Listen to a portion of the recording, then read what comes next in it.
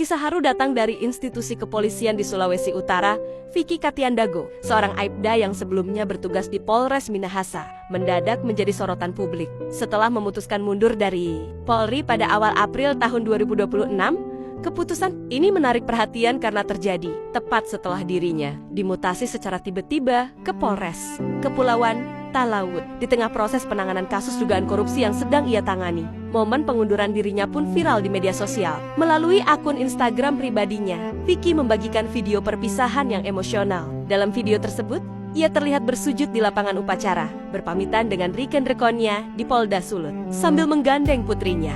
Suasana haru begitu terasa, menggambarkan beratnya keputusan yang ia ambil.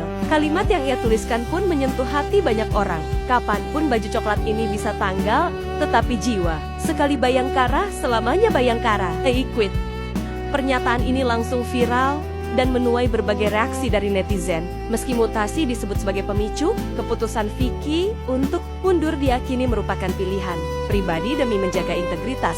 Ia disebut telah melalui proses panjang sejak pengajuan pengunduran diri pada Juni tahun 2025. Kini, sosoknya justru dipuji luas sebagai polisi yang berani memegang teguh prinsip, bahkan jika harus mengorbankan karirnya sendiri. Jumpa lagi dengan saya, Aibda Vicky Aristo Katiandago, Bintara Seksi Hukum Polres Kepulauan Talaut. Jadi mengikuti perkembangan situasi yang terjadi di Kutai Barat, Kalimantan Timur, yang sampai saat ini masih ramai dibicarakan di media sosial, saya merasa perlu membuat video untuk sekedar berbagi informasi atau berbagi pengetahuan dengan teman-teman atau dengan siapa saja yang menonton video ini. Dan seperti biasa saya akan menjelaskan secara praktis dengan harapan penjelasan saya pada video ini bisa dengan mudah dipahami oleh teman-teman. Jadi pertama, harus diketahui bahwa setiap proses penyidikan tindak pidana harus didasari dengan adanya laporan polisi. Laporan polisi itu ada dua model, ada laporan polisi model A dan ada laporan polisi model B. Laporan polisi model A adalah laporan polisi yang diterima dari petugas yang melihat sendiri atau yang mengetahui terjadinya peristiwa pidana.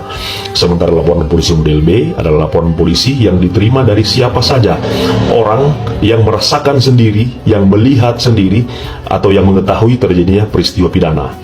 Dan jika kita menempatkan hukum pidana pada fungsi untuk melindungi kepentingan masyarakat dan untuk melindungi kepentingan negara, maka ada beberapa perkara pidana yang harus didasari dengan laporan polisi model A. Ada tindak pidana korupsi, ada tindak pidana membawa senjata penikam atau senjata penusuk tanpa hak, dan ada tindak pidana narkotika.